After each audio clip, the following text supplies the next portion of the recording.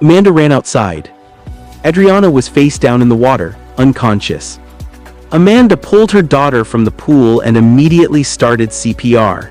When that didn't work, she made the call that would change everything. Play 911 call audio transcript.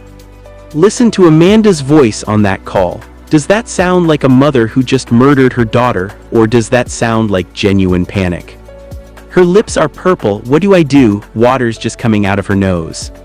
Emergency personnel arrived within minutes. Adriana was airlifted to Bay Medical Hospital. For over an hour, doctors fought to save the 7-year-old girl. They succeeded briefly. They got a pulse, but her lungs were too waterlogged. At 5:05 p.m., Adriana Elaine Hutto was pronounced dead.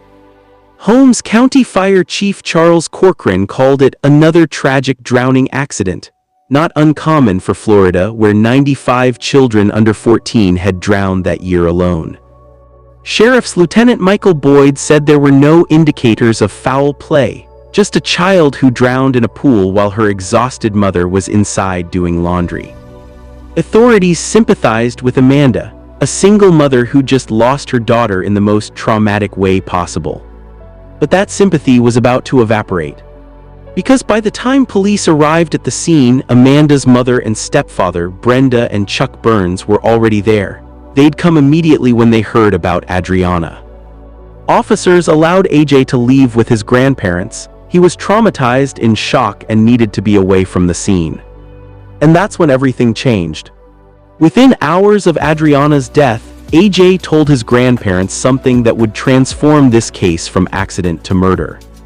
Brenda and Chuck Burns were devastated by their granddaughter's death, but as they tried to comfort 6-year-old AJ, he said something that made them freeze.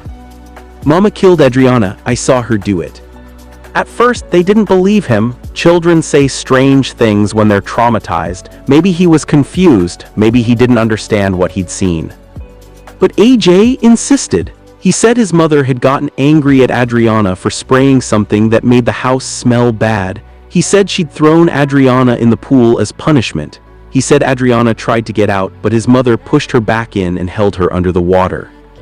Shocked and uncertain, Brenda and Chuck rushed AJ to the police station so he could make a formal statement. What AJ told investigators that day would become the foundation of the prosecution's entire case. Play or describe AJ's initial police interview.